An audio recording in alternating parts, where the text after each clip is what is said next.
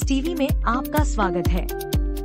हमारी अगली रिपोर्ट एक दर्दनाक घटना पर आधारित है, जिसमें एक एनआरआई महिला एक निजी बैंक के अधिकारी की धोखाधड़ी का शिकार हो गई। आईसीआईसीआई बैंक की गुरुग्राम शाखा में खाता खोलने वाली श्वेता शर्मा, जो अमेरिका और हांगकांग में रह चुकी है, ने अपनी जिंदगी की पूरी कमाई बैंक में जमा की थी।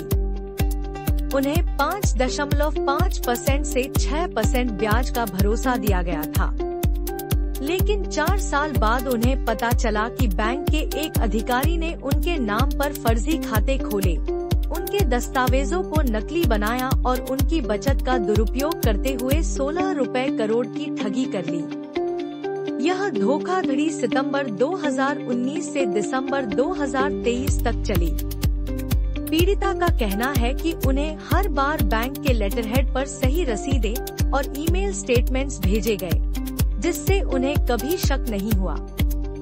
अधिकारी ने उनके रजिस्टर्ड मोबाइल नंबर और ईमेल को भी बिना उनकी जानकारी के बदल दिया, जिससे वह किसी भी असामान्य गतिविधि से अनजान रही।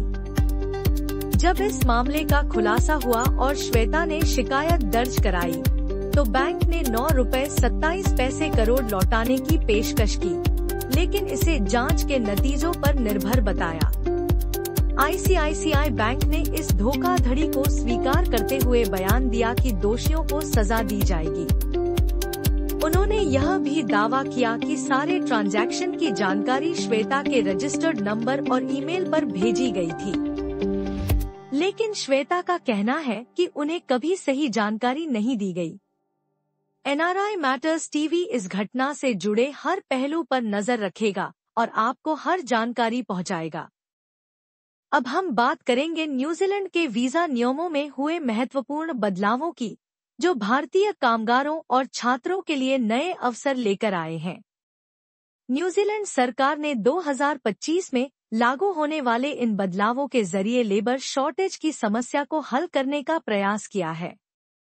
सबसे बड़ा बदलाव यह है कि अब accredited employer work visa (AWV) और specific purpose work visa (SPWV) के लिए मध्यम वेतन सीमा को हटा दिया गया है।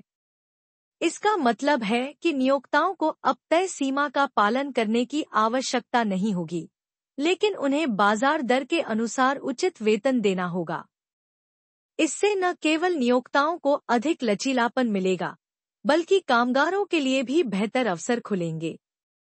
भारतीय छात्रों और कामगारों के लिए यह बदलाव और भी फायदेमंद साबित हो सकता है। कुशल कामगारों के लिए काम के अनुभव की आवश्यकता को 3 साल से घटाकर 2 साल कर दिया गया है। यह उन भारतीय छात्रों के लिए बड़ी राहत है, जो न्यूजीलैंड में पढ़ाई कर रहे हैं और स्नातक के बाद नौकरी की तलाश कर रहे हैं। इसके अलावा न्यूजीलैंड ने मौसमी कामगारों के लिए 2 नए वीजा पेश किए हैं। एक 3 साल का मल्टी एंट्री वीजा और दूसरा 7 महीने का सिंगल एंट्री वीजा। कम कौशल वाले कामगारों के लिए वीजा की अवधि भी 2 साल से बढ़ाकर 3 साल कर दी गई है। निर्माण क्षेत्र में लेबर की कमी को दूर करने के लिए घरेलू कार्यबल की आवश्यकता को 35% से घटाकर 15% कर दिया गया है।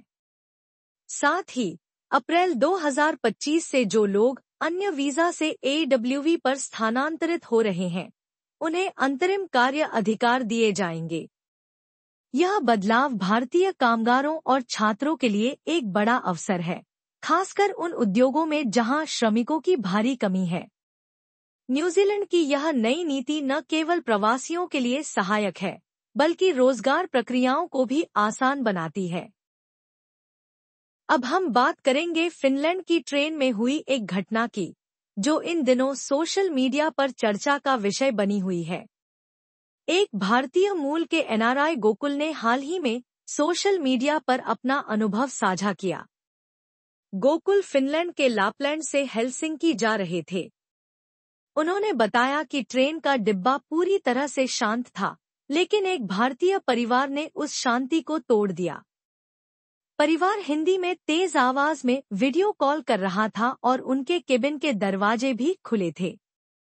गोकुल ने सोशल मीडिया पर लिखा, हम सच में सिविक सेंस नहीं समझते, है न? इस पोस्ट के बाद सोशल मीडिया पर बहस छिड़ गई। कई लोगों ने गोकुल की बात का समर्थन करते हुए कहा कि ऐसे व्यवहार से विदेशों में भारत की छवि खराब होती है। एक यूजर ने लिखा, मैंने लंदन में भी ऐसा देखा है, यह बहुत शर्मनाक है। वहीं दूसरे यूजर ने जोड़ा, भारतीय हर जगह शोर करते हैं, चाहे वह उत्सव हो या बातचीत। हालांकि कुछ लोग गोकुल के इस मामले को ऑनलाइन उठाने से असहमत दिखे। उन्होंने कहा कि गोकुल को सीधे परिवार से बात करनी चाहिए थी।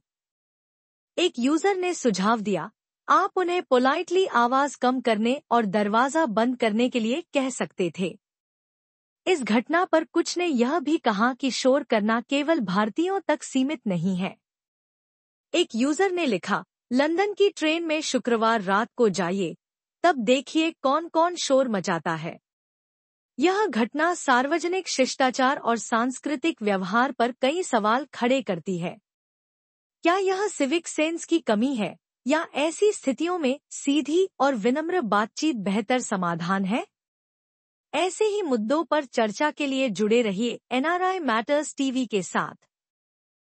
अब हम बात करेंगे भारत में NRI छात्रों के लिए शैक्षिक अवसरों के बारे में।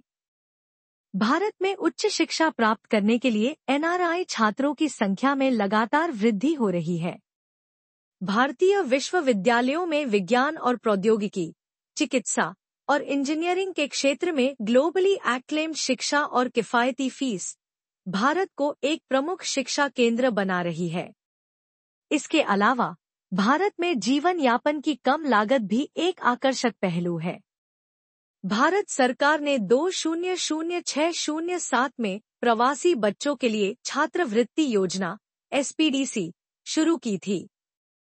इस योजना के तहत हर साल 150 छात्रवृत्तियां दी जाती हैं, जिनमें 50 छात्रवृत्तियां NRI छात्रों के लिए, 50 प्रवासी भारतीयों के बच्चों के लिए और 50 भारतीय कामगारों के बच्चों के लिए आरक्षित होती हैं। इस योजना के तहत छात्रों को प्रति वर्ष $4000 तक की छात्रवृत्ति दी जाती है, जो ट्यूशन फीस, हॉस्टल फीस और अन्य शुल्कों के लिए होती है। यह छात्रवृत्ति इंजीनियरिंग, प्रौद्योगिकी, मानविकी, कला, वाणिज्य, प्रबंधन, पत्रकारिता, होटल मैनेजमेंट और अन्य क्षेत्रों में उपलब्ध है। इसके अलावा कई विश्वविद्यालय जैसे राष्ट्रीय होटल प्रबंधन और कैटरिंग प्रौद्योगिकी परिषद और वेल्स विश्वविद्यालय भी विदेशी नागरिकों, NRI और PIO छात्रों के लिए सीधे प्रवेश की सुविधा प्रदान करते हैं। यह अवसर NRI छात्रों को भारत में उच्च गुणवत्ता वाली शिक्षा प्राप्त करने और अपने करियर को नई ऊंचाइयों तक पहुंचाने का एक सुनहरा मौका प्रदान करते हैं। हमारे पास एक 28 वर्षीय NRI की दिल दहला देने वाली कहानी है, जिसने कार दुर्घटना में अपनी जान गंवा दी। कनाडा के नागरिक गुरजंत सिंह अकेले गाड़ी चला रहे थे जब उनकी सेडान कार लक्ष्मी नारायण मंदिर के पास तेज रफ्तार से एक पेड़ से टकरा गई। दुर्घटना गुरुवार को लगभग 1:40 बजे हुई। टक्कर बहुत भयानक थी, जिससे कार क्षतिग्रस्त हो गई। एयरबैग खुलने के बावजूद गुरजंत को गंभीर चोटें आईं और उन्हें अस्पताल ले जाया गया, जहां उन्हें मृत घोषित कर दिया गया। वह पिछले 1 साल से भारत में रह रहे थे और अपने चचेरे भाइयों के साथ प्रॉपर्टी डीलिंग में शामिल थे। पुलिस यह पता लगाने के लिए पोस्टमार्टम रिपोर्ट का इंतजार कर रही है कि दुर्घटना में शराब की वजह थी या नहीं। गुरजंत के परिवार में उनके पिता, माता और बहनें शामिल हैं, जो वर्तमान में विदेश में हैं। एक अन्य दुखद घटना में एक ट्रक से हुई एक अजीब दुर्घटना में एक मोटरसाइकिल सवार की मौत हो गई। लुधियाना के टाइपिस्ट हरजीत सिंह पंजाब यूनिवर्सिटी से लौट रहे थे, तभी अचानक एक कैंटर ट्रक उनके सामने बाईं ओर मुड़ गया। जब ट्रक मुड़ा तो हरजीत की मोटरसाइकिल पीछे के दरवाजे में फंस गई, जिससे वह गिर गया। अस्पताल ले जाने के बावजूद उसने दम तोड़ दिया। ट्रक चालक मौके से भाग गया और उस पर कई आरोप लगाए गए हैं, जिसमें लापरवाही से गाड़ी चलाना और मौत का कारण बनना शामिल है। ये घटनाएं हमारी सड़कों पर खतरों की याद दिलाती हैं। यदि आप हमारी NRI मैटर्स न्यूज चैनल को किसी भी प्रकार की जानकारी या समाचार देना चाहते हैं, तो कृपया हमसे संपर्क करें। आपकी जानकारी हमारे लिए महत्वपूर्ण है और हम इसे उचित मंच पर पहुंचाने का प्रयास करेंगे। संपर्क करने के लिए हमें व्हाट्सएप करें या ईमेल भेजें। धन्यवाद।